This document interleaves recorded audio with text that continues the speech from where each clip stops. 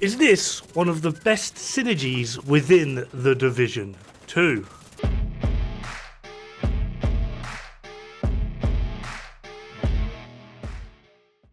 Now, this is something we absolutely play tested during the PTS, so this is not new information. This is something that, well, I say should be well known, but weirdly I'm not really seeing anyone talking about this. I've seen like 1 or 2 videos on it, and every time I've done a video either mentioning Chameleon or Exodus, there's always been someone that's been like, oh my god, Chameleon and Exodus is amazing.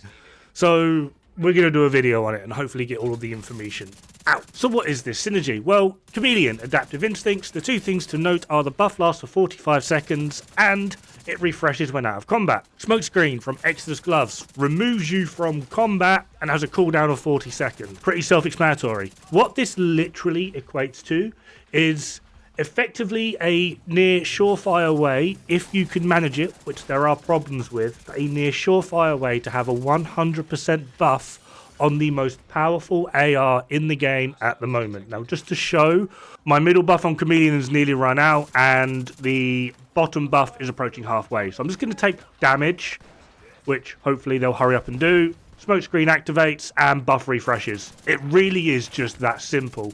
And it also gives me a few seconds to reposition and realign, and then from here I can start to re-engage with effectively a full buff, doing Unga Bunga damage with a Chameleon, which is utterly ridiculous at the moment, for 2 simple reasons. The first reason being it actually received one of the largest, I think it actually was the largest base damage increases across the board in recent memory. For those that don't quite understand the power of the base damage buff, is for at least 4 years now, Dod-Foamath has been the top tier contender of ARs. It is still absolutely up there, despite the fact that it also did get a base damage buff.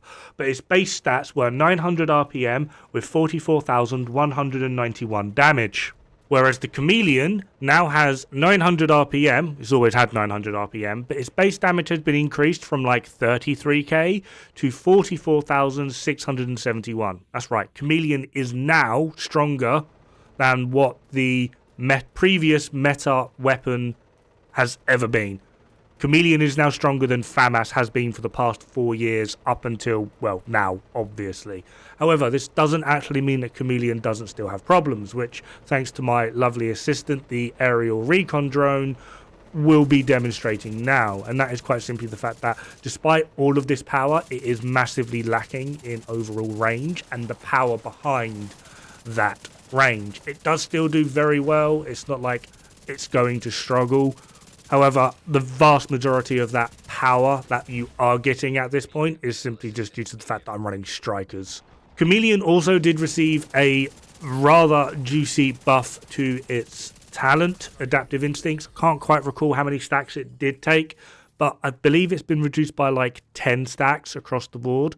So this essentially just means that you're able to get the Chameleon buff up quicker and easier. And if you do lose it, it's easier to get back. I actually showed recently how I was able to get a higher uptime with Adaptive Instincts on Chameleon than I was with Killer on something like Lexington. So there is also that. Now, again, there are still problems with this. Despite the fact that it is a very strong synergy, it's a very powerful synergy, it's a nice synergy. It's actually a really good synergy for the simple fact of we don't generally actually have that many synergies within this game overall. So this creeping in is actually kind of a nice thing. That being said, there are still problems. And the first one is a really weird one. And that quite simply is, it's not like we need Chameleon to be more stronger. I don't even know how to word it. Like, Chameleon is just so strong at the moment. It's not like we need it to be more strong. We need synergies for other weapons. The last thing we actually need is the synergy for the best they are in the game. The next one is actually more down to the mechanic, and that is just simply the fact that Exodus Gloves are better used as a survival tool as and when it happens. And the reason for this is you basically need to try and manage how much damage you take, which can be difficult, especially if you start going into Legendary and grenades start getting flying everywhere and those drones and wallies and chungas. You mostly can't really control how much damage you take. So you might enter the fight, thinking, oh, this is going to be great. I've got Chameleon, I've got Exodus gloves, and you get slapped by a grenade, which instantly activates Exodus. You then build up stacks for Chameleon. Chameleon buff runs out, and you don't have a chance to reactivate Exodus. You've just wasted the entire synergy. Although this is 100% a skill issue, this is actually something I experienced when we're trying to record this, trying to actually get like a decent showing of how Exodus gloves work. It wasn't really something I had direct control over, of where I could just run in and go, here you are guys, this is how it works, this is what it looks like. There were problems. The last problem, and this is more down to Chameleon, and it's something that I again have also shown, if you're strong enough, quick enough, and able to move fast enough, which is more than doable, and especially now with the modifiers actually increasing player run speed and overall damaging capability, you're able to basically have a 100% uptime on Chameleon anyway, so it's not like you actually need Exodus gloves in the first place. Chameleon would be far better off having a more utilitarian piece, even if it is just something like going with gloves, utilizing something like Eagle's Grasp to get a little bit more weapon handling out, which decreases the overall spread of the weapon and allows it to be a little bit more accurate, which is something that Chameleon desperately needs. There's just better utility pieces to use here. Now, if you are wanting to try out this synergy, I have 2 builds for you to try. They are pretty simple, they are pretty easy, and one of them basically requires no farming, as basically everyone should have these pieces, and it is actually what I'm running in the background footage throughout this entire video. We have a Cheska chest with Obliterate, and then obviously Exodus gloves, 4-piece strikers. The specialization should be Gunner to get that 10% armor on kill, which does help out mitigate a lot of pressure off of Exodus gloves and allows you to keep pushing forward and hopefully delay your ability or inability to activate the smoke screen as and when needed, just in case that happens to you.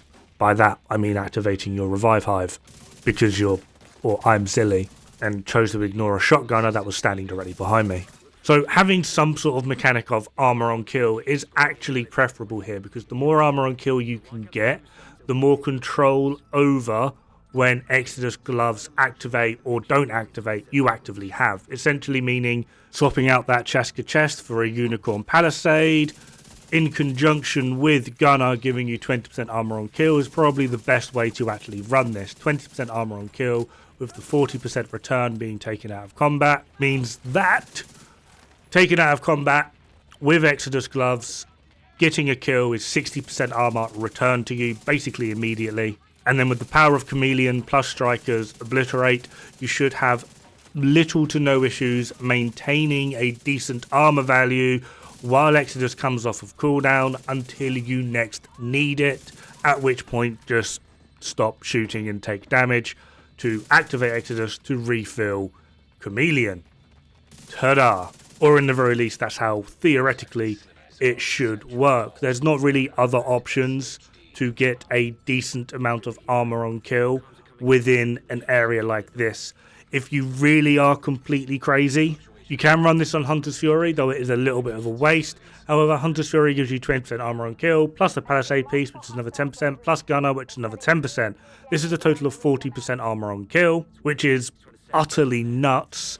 And then when Exodus gloves activate, you get 40% return. Get a kill from that, that's 80% armor returned to you. This is a very, very safety-orientated build that I would love to add the little YouTuber title of Immortal build, shred everything, blah-de-blah-de-blah. It's probably the closest you could near enough actively get to a truly Immortal build, at least once every 40 seconds, which is actually pretty huge. But anyway, that is all I have for you in today's video. Maybe I'll cover that unique-ish Hunter's Fury build with Chameleon and Exodus gloves in a future video, just to, like, I don't know, showcase it. But in the meantime, have fun. Good luck. Don't die. It's bad for the health.